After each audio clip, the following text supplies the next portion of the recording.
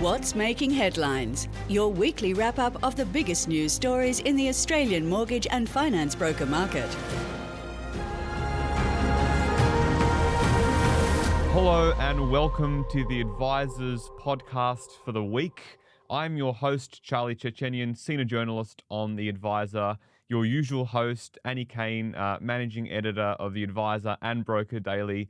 She's off travelling for the Better Business Summit Awards in Adelaide this week. It's been a busy couple of days with the summit and the awards ceremony last night. By all accounts, it was a tremendous success, and we'll get onto that a little bit later. I'm joined this week by these fine gentlemen, senior journalist on Broker Daily, Julian Barnes, and The Advisor's commercial content writer, Ben Squires. Great to have you both on the podcast this week. How are your weeks? Oh, well, it's great to be back. It's been a busy week, obviously, with events, rates, capital gains tax, all stuff we'll be unpacking. But yeah, it's been busy. It has. What about you, Ben?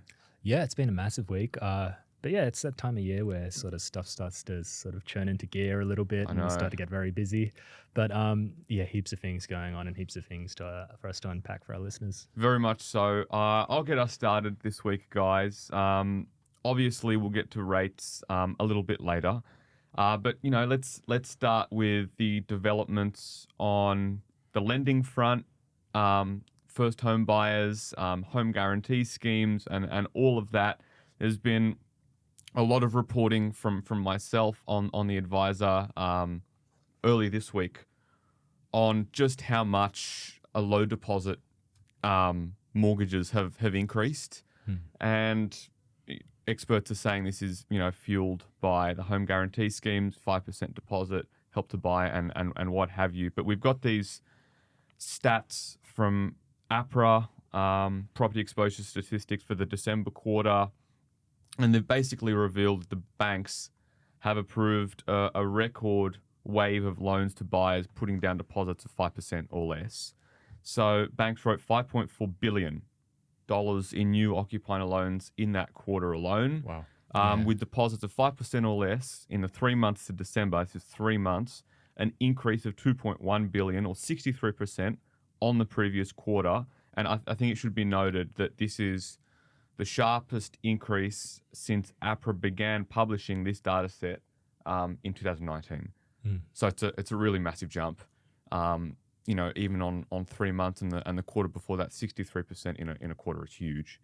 And APRA has basically underscored and stressed this as well, that it's being largely driven obviously by first home buyers who now make up 4% of all new owner-occupier mortgages. So this is also the highest proportion on record.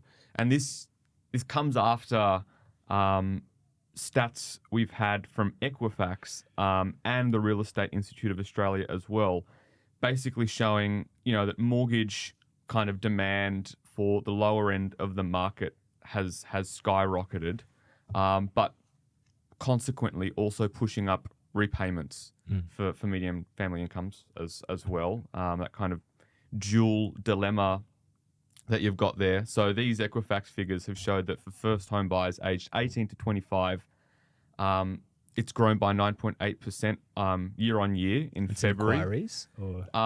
Yeah, this is inquiries. Yep. This is inquiries. Thanks for that. So inquiries for 26 to 35 cohort, meanwhile, rose 3% over the same period. And this is obviously despite the RBA lifting the cash rate to 3.85 in February as well. And Executive General Manager of Equifax, Moses Summer, has basically undermined, you know, how determined and gung-ho this category is. And he said the key reason for this spike was, you know, due to the first home deposit scheme offsetting the immediate impact of higher rates by lowering the upfront savings hurdles, obviously. And also these stats from the Real Estate Institute of Australia showing that repayment burdens are deepening and housing affordability is kind of deteriorating, basically. And these people are highly leveraged, with rates increasing as well. You know, mortgage affordability has decreased in every state and territory. And this was over the December quarter too. Thanks for that. This is for the December quarter. So the REIA have attributed this to first home buyer participation following the expansion of the first home deposit scheme in late 2025. And he's basically cautioned, this is REIA President Jacob Kane has cautioned that despite this easier pathway, it's come at the cost of larger debts relative to income, and that, many new buyers have taken on loan sizes they otherwise, couldn't have without the government guarantee, but that their incomes relative to these loans are and I astronomical and stretched. So some concerning things there. And I guess a big question is, would they have taken this loan if they sort of thought let's see, 2 rate increases already this year, with the prospect of potentially more to come? It's a big question. But it's really sort of interesting to look at those figures. And something we get onto, obviously, the rate increases and stuff. We talked briefly about this the other week on Broker Daily as well, where we're kind of looking, is this going to be the new normal of how many inquiries you're going to see at that end of the market? Or is this just a spike? Obviously, they introduced it, 1st of November, the expanded scheme. The Labour government introduced it then, and we saw big spike then. Obviously, kind of Christmas usually tapers things off, and now we're kind of seeing it building again. Obviously, with the rates, like maybe that could change things. But obviously, it's important to note, like, there is the APRA's serviceability buffers as well. So I mean, I think it obviously is going to have a big impact on people at the lower end, the first home buyers, and as you say, people with high LVR and things. But at the same time, it may impact lifestyle more than an actual concern that they can't pay. So I think it's going to be interesting to see how things progress from here with these 2 back-to-back hikes coming into the system, potentially another 0.25 hike in May. The market's pricing broadly another one after that as well. So potentially 2 more hikes this year at least, according to the market. So it'll be interesting to see how that impacts demand, impacts inquiries. Let's see, as you said, Julian, if this holds up or if it slows down. It was only kind of expanded in November and February now. So we're going to be getting these stats now. There's an overflow. So it'd be interesting to see what happens from here. I think we progress to the kind of one of the biggest housing related stories we had this week was this capital gains tax discount report. The Senate inquiry has wrapped up. They've delivered their verdict and their recommendations, and you took this one on, Jules. Just give us a little brief account of what they've deduced, what they've said, and how kind of brokers have interpreted it as well. Yeah, absolutely. So I feel part of this story kind of got eclipsed, obviously, because it was on the same day as the rates. So we are very much heads down on the rates, and then suddenly the Senate committee drops the capital gains tax discount after the rates have already been dropped on us. Exactly. And obviously, we've actually been reporting on this report that was upcoming for quite some time. Kind of looking at it. To be honest, the report kind of said what a lot of politicians were saying that prior to it. So I'll go through some of the kind of headline kind of findings that they saw in it. So obviously it was led by the Greens, and it was released on the 17th of March. Some of the headline things in there. So they said capital gains tax discount, they found it to be distorting the housing market, shifting ownership from owner-occupiers towards investors. They said it creates preferential treatment versus wages, encouraging tax planning and speculative investment. They also found that the capital is being misallocated into existing housing instead of other productive assets. And combined with negative gearing, the committee found that this is worsening affordability. It's creating an economy where investors dominate and benefits are consistently skewed to wealthier and older Australians, increasing inequality. That's what they found. So they kind of proposed a range of different reforms in there. There was a real kind of spectrum here of, one of just abolishing the discount altogether, others such as reducing it to 50%, perhaps 25%, or removing entirely, it's at 50% already, moving it down to 25%. Another one is maybe look at an inflation adjusted model, so kind of taxing only real gains. maybe looking at target housing specifically, maybe shifting the focus to negative gearing. There was a huge amount in there. You can go online to Broker Daily to read more about the kind of different options there. Another obviously point of contention was grandfathering this. Are we going to instantly, if any reforms came in, which a Labour government is allegedly really considering for the next budget, but how will they implement it? Will it go back? Will they avoid hitting existing investors? And will it only impact new investors? We shall see. There's a lot of questions up there was obviously the... on the other side, there was a dissenting report. That's right. Led by the Liberals, I believe, which kind of argues on similar but not the same lines as what some of the brokers I've talked to about this have said. So that this is an issue of housing supply, not tax policy. I see. That the changes could reduce investment and actually shrink supply, increase rents, and actually, damage the lower end of the market. That's always the counter argument. Exactly. For these investor discounts. And I know you also have talked to brokers prior to this, and to be honest, they kind of, as I said, because the findings were not surprising, the response from the brokers were kind of similar to what we've seen in the past. Basically saying that this reform, they understood that there's potential kind of structural issues within capital gains tax discounts, but it's not a silver bullet, and it's not going to solve supply, and in fact it could pull the rug out on renters as well. So there's a lot there. I'm giving you a flyby of Thank it. you for that. You did very well, and it's a long-standing debate. People have got very kind of heated opinions on it on both ends of the spectrum. It'll be interesting to see if the government goes at all, how they consider reforming this, if at all. I know that Labor's tinkered with it in the past, and that's proved a bit sticky for them back when Bill Shorten took it to the ill-fated 2019 election. Yes, that's right. But we'll see different times, a different context, absolutely, and the budget is coming up soon, so it's all going to be revealed soon. And just another one touching on that rehousing reporting you've been doing on Western Australia. With his bridging finance developments and stamp duties concessions as well. What's going on there, Jules? Well, a while ago, something came over my desk from Mortgage Choice. That they were just talking about kind of some of their growth statistics, or that kind of stuff. And there was one little thing that kind of took me, that they said that there was part of their growth had been from Western Australia, from the much tighter market.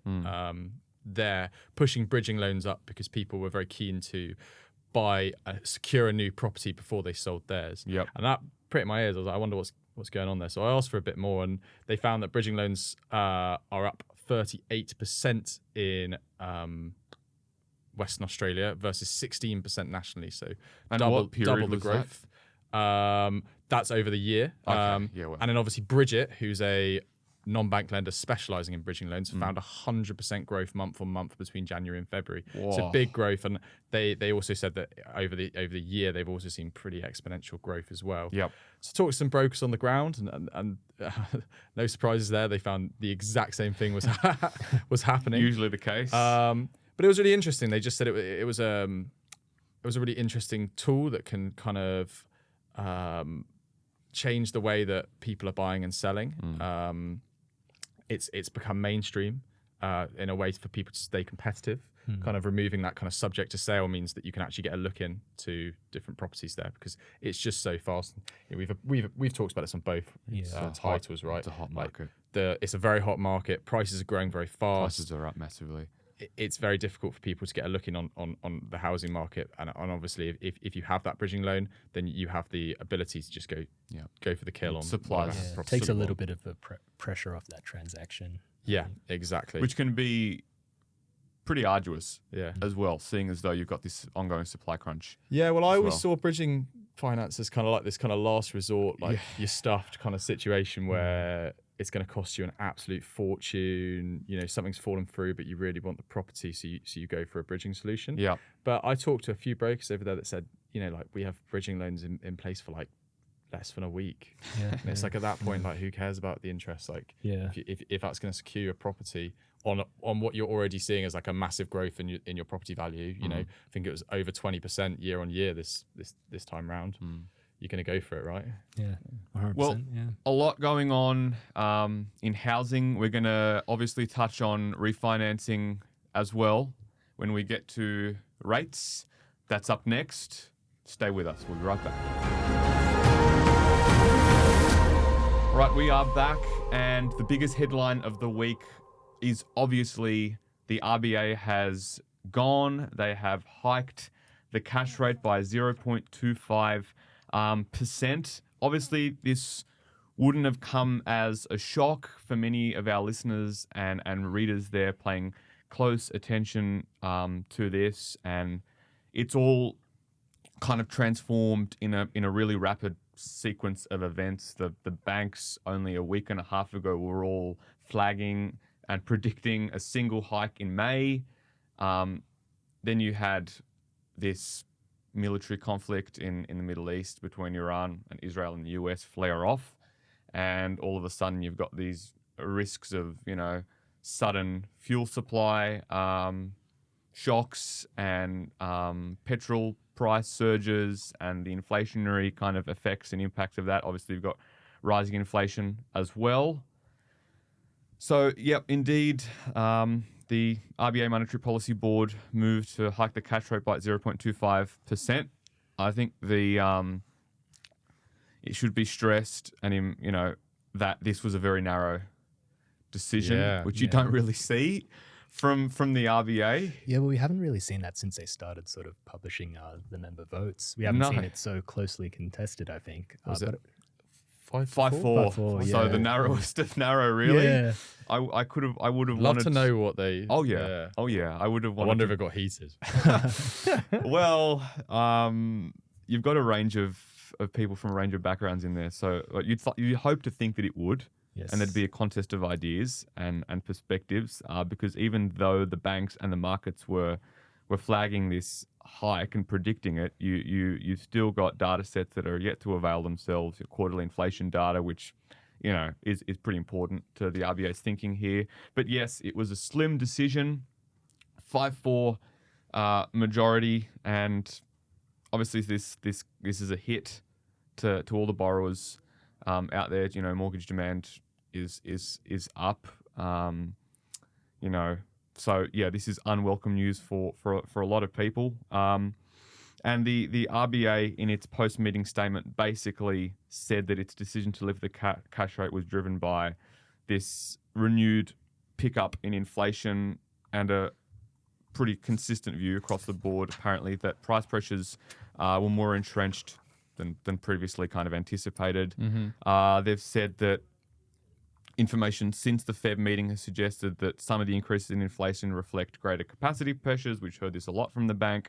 In addition, this conflict in the Middle East has resulted, you know, obviously in a far sharper, higher turnaround in fuel prices. And the RBA has said, you know, if sustained, this will most definitely add to inflation.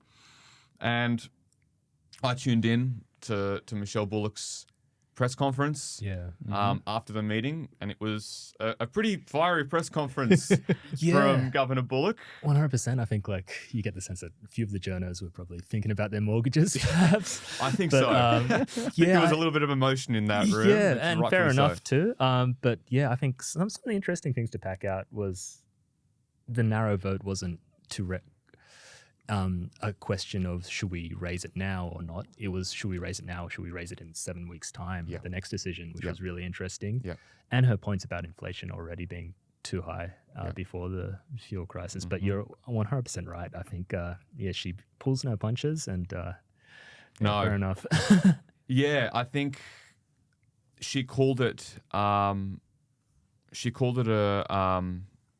Obviously, to justify the split, she basically said that the members themselves were broadly of the belief that they were going to hike anyway in May. It was just a matter of basically timing. The kind of underlying justifications there were all consistent across the board members. She kind of embossed that, you know, high petrol prices were not the chief reason for Tuesday's decision. She insisted, and you heard this from Jim Chalmers as well, following the rate decision, that headline inflation at 3.8% is far too high for the bank's liking, of beyond that 2 to 3% band. But she had some other things to say as well. She kind of said that the inflation risk is now outweighing unemployment concerns.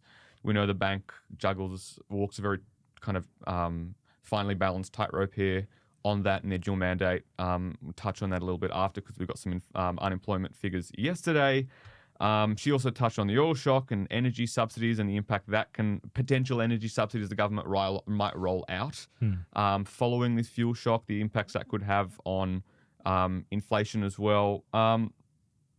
Funny enough, she also touched on the risk of a recession, and kind of said on the possibility of a recession. She was frank about this. She said that, while the bank didn't want to trigger or cause a downturn, it couldn't be ruled out if inflation... It's interesting that, isn't it? Because I think that's where the kind of controversy lies, is that decision could age pretty badly if there is a recession and they end up, being in a tricky position where this conflict continues, because I'm not the first person to highlight that, like, rising fuel prices are not consumer driven, right? And another reality is that the majority of people will have to just cop those fuel prices. So will it actually reduce spending by raising everyone's mortgages? It's unclear. Obviously, it's one of their only tools. Yeah. But maybe these are some of the conversations that they had. Obviously, they did talk about timing, but then the war has to be one of the major parts of this discussion. Oh yeah. And if it does continue for longer, and we end up seeing a period of stagflation, the worst kind of situation we could be in, then I think that decision could age quite badly there. And she also mentioned that this whole dilemma is on the minds of almost every central bank in the world, apart from Japan, according to Michelle Bullock, and it's something that central bankers around the world are all grappling with, the risk of the unknown, and they always mention it in their statements. She was also pretty stern on kind of accusations that signalling and commentary from the Reserve Bank leadership, both Ms. Bullock herself and also Deputy Governor Andrew Hauser, had kind of effectively pre-signalled Tuesday's decision through recent commentary. I know that Deputy Governor Hauser was on a podcast the week before. He gave them pretty hawkish commentary. He basically admitted that inflation mid-year was going to exceed the RBA's own target band. The banks saw that, and they all, within a couple of hours, basically revised their statements. Michelle Bullock rejected this completely, and she said it would be entirely inappropriate. These are her words, I've said before, and he would agree with this, for either of us to front run the board, because you don't know, the board might disagree with you. According to her kind of verdict, neither her or Andrew Hauser gave any inkling of the RBA's thinking, despite what the media pack was floating out there in that press conference. Anyhow, let's move on. Unemployment figures were released yesterday. Just briefly, what's happened with that, Ben? And do the banks think that this will have any impact on rate implications, if it's enough to dissuade the board from going again in May? Yeah, so the ABS put out their unemployment figures for February yesterday. So in seasonally adjusted terms, the unemployment rate lifted 4.3%. Yep. Up from 4.1%. Yep.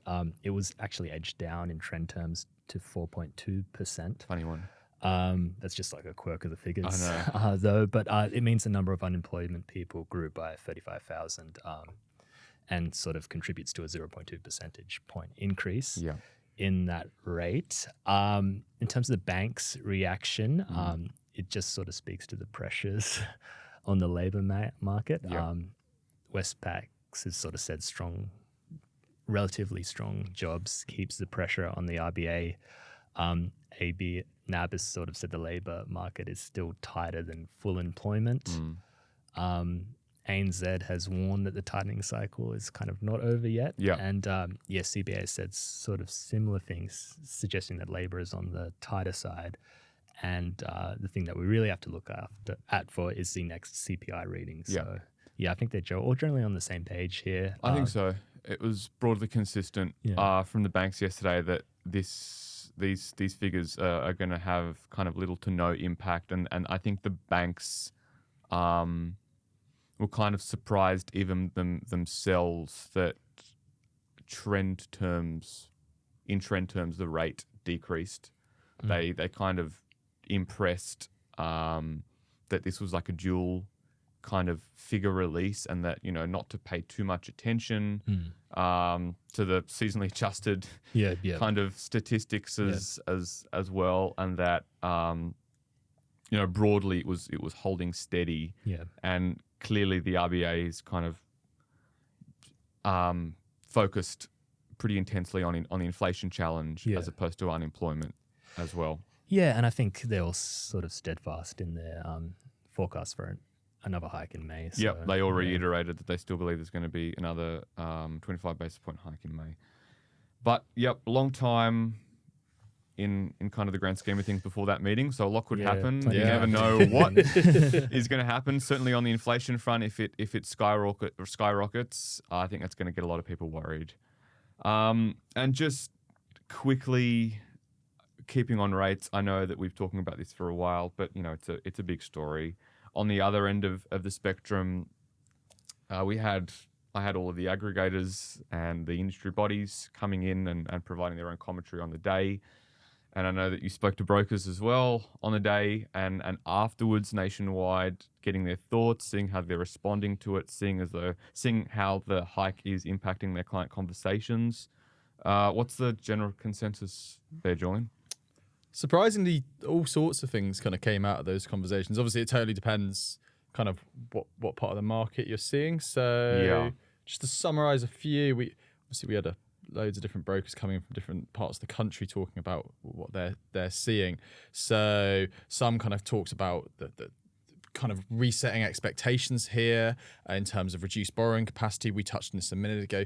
If this isn't the last one, then maybe you should be. They're advising maybe looking at properties that are slightly lower than kind of your capacity on your. There's also buffers, contingency planning. So I spoke to one broker that kind of said that she's modelling a lot of her forecast on an extra 50 basis points rate rise just in case, just so you've really got that kind of headroom to do things, particularly for those kind of first home buyers and owner occupiers on a more of a margin. Then, of course, we've seen, as I said, borrowing conservatively, structure property and properly, don't chase max capacity. Obviously, on the other side, we've seen investors kind of looking at kind of long-term strategy, cash flow, flexibility. There's all kinds of different things that investors need to be looking at there, according to brokers. And then finally, obviously, we've been doing a little bit on refinancing as well. Yeah. It's always the right time to refinance. But obviously, if I had a penny for how many times I had that one thrown around, I'd be a millionaire. A lot of brokers said to me that obviously you've got a big cohort of people that got their mortgage when rates were very, very low and times were good, and they haven't really been looking at it since. And these rate hikes are bringing their mortgage into focus of what can they do here. So I think we're going to see we're already seeing, I remember reading a really good piece on The Advisor about this, that we're already seeing a big wave of refinancing in February. I would imagine this is going to continue into March, particularly when there could be another rate hike on top of that. I think people are going to be looking long and hard at those figures and seeing where they can kind of make it add up. There was a slightly more worrying part of it, or worrying, should I say. Basically, some are looking at kind of increasing their terms again. So one broker I talked to said that she has her clients that are saying, I want to refinance and, extend my term to kind of give me a bit more breathing room. Obviously, you'd end up paying more interest on that. You're going to be paying for longer. It's not an ideal solution, but she said that is a solution that some of her clients are also looking at. Like you said, Julian, a lot more below the surface here in all of our reporting this week, certainly on the commentary front, the refinancing front, what the aggregators are saying. So please head to the Broker Daily and the Advisor websites to read up on all of our articles this week. There's been some great reporting, from all the team. So yeah, give those articles a read. We'll be back in a moment to give you a little lay of the land of what's happening in the mutual banking sector. We've got some updates there, and also a wrap on the Better Business Summit and Awards in Adelaide, and the award winners in South Australia and Northern Territory. We'll be right back. Okay, gang. So, little update on the mutual banking sector this week. A big story last Friday that I took on was that finally, after quite a while of proceedings, the members of Teachers Mutual and Australian Mutual banks have greenlit the merger between these two institutions. These two long-standing customer-owned banks will now merge to form a single mutual bank. It was a pretty emphatic kind of result from both of the banks. You got members from both mutual banks endorse the proposal through their general meetings. That was the last kind of internal hurdle before it all goes on to final approvals and checks and whatnot. So you had Australian Mutual had 93.8% of members supporting the plan. The bank said it was comfortably above, obviously, the statutory threshold of 75%, which it described as overwhelming. There's no other word for it, really. And obviously, Teachers Mutual Bank members also voted in favour of the deal, approving the changes to the constitution and updated limits on aggregate direct remunerations and to reflect the scale and complexity of the kind of entity itself. So this will all go on, proceed via voluntary transfer, with implementation scheduled for 1 May, pending regulatory approval. So just a little overview of what the kind of final structure of the bank will look like, and leadership appointments and changes there. So the combined bank will now operate under the Teachers Mutual Limited name, creating a 100% member-owned institution with around $14.2 billion in assets as of February 2026. The group will boast 280,000 members, and they kind of impress that it'll retain a suite of specialist brands, expanded branch footprint around, 4 states and territories, this being ACT, New South Wales, Victoria, Western Australia, almost doubling the kind of existing footprint available to members. The Australian Mutual retail brand will continue to operate alongside Teachers Mutual Bank's existing brands, which are Teachers Mutual, Firefighters Mutual Bank, Health Professionals Bank, and Unibank there as well. This obviously is targeted at its communities, being teachers, health professionals, firefighters, uni staff, and teachers and students and whatnot. So Teachers Mutual Bank Chair Andrew Kernan, who will now serve as the merged bank's chair, and Anthony Hughes will remain CEO of the merged Teachers Mutual Bank as well. He basically said the vote capped off a multi-year process, which he said was aimed at positioning the bank for a more competitive and technology-driven market. He said, "Thank you to our members who overwhelmingly supported the merger." So there you have it. Another mutual bank has chosen to combine. I know we've seen this a lot. It comes after a kind of flurry of mergers and recent acquisitions in the mutual banking sector. Some pretty notable ones as well. Obviously before I joined the Advisor, and something we've spoken about a lot as well since my time here, and Annie's spoken about a lot. But interestingly, keeping on this train of mutual banks, there was a speech given by who was it from APRA again?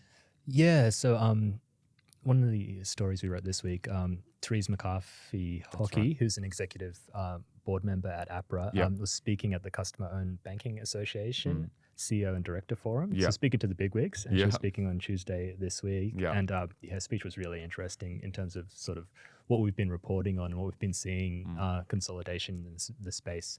She was basically saying mutuals of all sizes need to sort of think about their strategic plans and whether they're sort of set up correctly. to deliver a sustainable future. That being said, she sort of it was really interesting. She sort of said the regulator has seen some sort of mixed signals about the health in the space, but it doesn't necessarily indicate the sector is in decline or retreat. It's just, the mutuals, for the mutuals sort of to continue to deliver the sort of regulatory burden and growth and that kind of thing, they sort of need to make sure they're either innovating or setting up plans to deliver at scale, whether that means mergers or sort of. It's hard with the tech. I remember tech's one point that I remember we looked at with Mutual. This is a couple of months ago when we were looking, because obviously they're not all kind of succeeding as some of these mergers. It's definitely a measured approach and making sure that it's kind of the right match for the right bank. They kind of said the exact. I remember talking to some of the banks at the time, and they kind of said the same thing: is that we're trying to find ways to be able to pool resources here, and tech is a massive one, because obviously so many people now are accessing their bank solely through technology. Obviously, something we've covered a lot is fraud, and AI, and tech, and hacking, and all these different things. How do you protect? How do you assert yourself in the online space, in the online banking space, while also having kind of the tools and the capacity to protect yourself? Well, becoming a larger bank is one way, right? Yes, yeah, exactly. It's hard too, because she's basically not giving a lot away and broadly saying that big is good. It's not APRA's view that big is good and small is bad, but then she's also saying that the largest mutuals are positioned to gain from scale. Smaller ones may face challenges from high cost to income ratios. In extreme cases, these banks may struggle to find merger partners. She also indicated that they do think smaller mutuals sort of have a place in the market. Which is what I'm trying to say as well. That despite them being smaller in scale, they still have customers that they need to service as well. Yeah, I wonder if with scale you kind of lose any of the kind of the perks of being a mutually owned bank. It's that one of the big parts of it is that you can take part, and obviously I think that's why some of these things take quite a long time to go through, is because obviously there is far more stakeholders in these decisions. So when they scale, does that raise more questions about kind of how they operate and kind of their kind of, what's the word, modus operandi here? Like, what are they there for, and can they still continue with it? 100%. And she was also at pains to stress, she's talked a lot about what APRA has done in response to CEO calls for regulatory reform. But they're very much of the view that the main challenges to the competitiveness of some of these lenders are market driven and sort of fundamental existential sort of challenges as well, which is interesting. But as you said, their view isn't necessarily big is good, small is bad. But then they're kind of also saying the opposite as well. I think they're just trying to be transparent in their messaging. Obviously, these kind of mega mergers are hard to ignore in the industry, and the regulators got to be seen to making some level of commentary as well. But they're all above board. 100%. Otherwise, they wouldn't pass their checks. One of the most interesting things I think she said was one of her last quotes, and I'll quote her now. If mutual banks are indeed at a crossroads, then it seems to APRA that the potential roads of travel are achieving growth by being bold, agile and innovative, finding a like-minded merger partner, or remaining in the same lane, delivering more of the same, which APRA sees as the highest risk option. So, okay. A lot to think about there. A lot to think about there, but love that corporate speak of. But definitely read the story and have a look at the speech if you can, because for sure, it's interesting insight. And I think to wrap up and to cap off our podcast for the week, it would be absolutely remiss of me not to mention the kind of ongoing success of the Better Business Summit, of course, and the awards as well this week. We were in, well, not we, the boss, Annie Kane, was traveling to Adelaide. It was a great turnout for both the summit, the seminars and the speeches by the keynote speakers, but also the awards as well.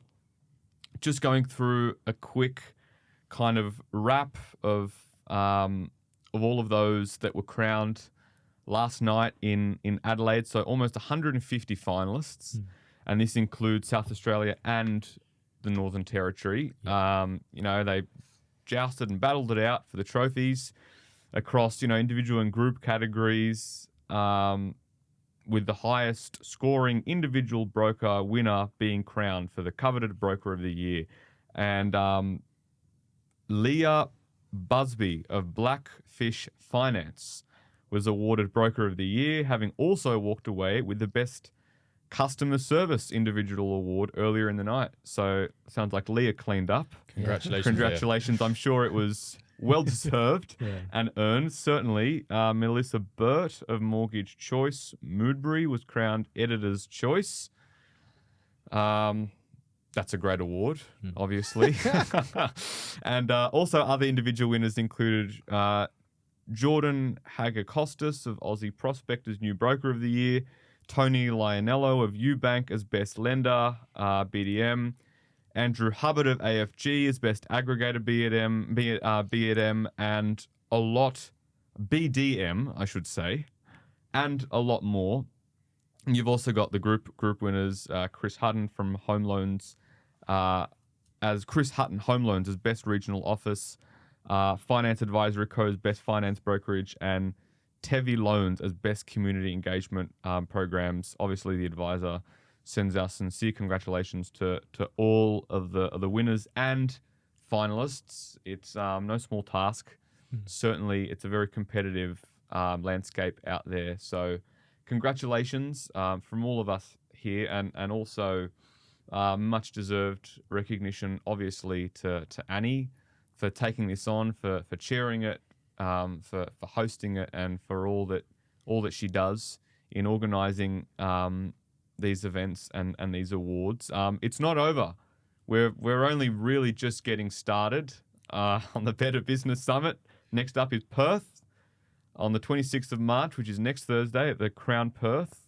So nice. Be there, or be square, all Perth brokers. And you've also got Thursday 9th April, Hyatt Regency Sydney, and Thursday 16 April at Crown Towers Melbourne. So please get on your tickets. There's still time. There's still availability. So get in. You don't want to miss out. We've got a great suite of keynote speakers that we've been speaking to and doing features. Very, very experienced, well-oiled, intellectual people that can't wait to share their knowledge. So do get on those tickets. I think it's about time we wrapped up. A lot of speaking from all of us this week, but obviously a lot to digest. So thanks, guys, for your patience. Thanks for being here and your time as well. I really appreciate you coming on. Do we have big weekends coming up? What are the plans? Anything exciting? I think just relax. I'd say thank you very much for having me, as always. That's always good to be on What's Making Headlines. Thank you for being here. Kick my feet up, I'd say. Yeah, sounds good. Yeah, I'll probably do more of the same. But thanks for hosting. That's all right. It was a good week.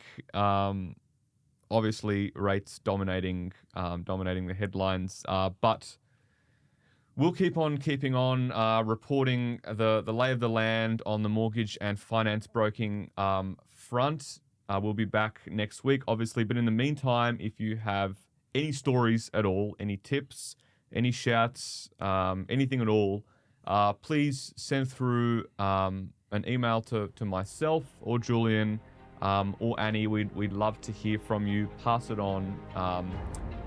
And yes, have a great weekend. Thanks so much for joining us, and stay safe. The information featured in this podcast is general in nature and does not take into consideration your financial situation or individual needs, and should not be relied upon. Before making any investment, insurance, tax, property, or financial planning decision, you should consult a licensed professional who can advise whether your decision is appropriate for you. Guests appearing on this podcast may have a commercial relationship with the companies mentioned.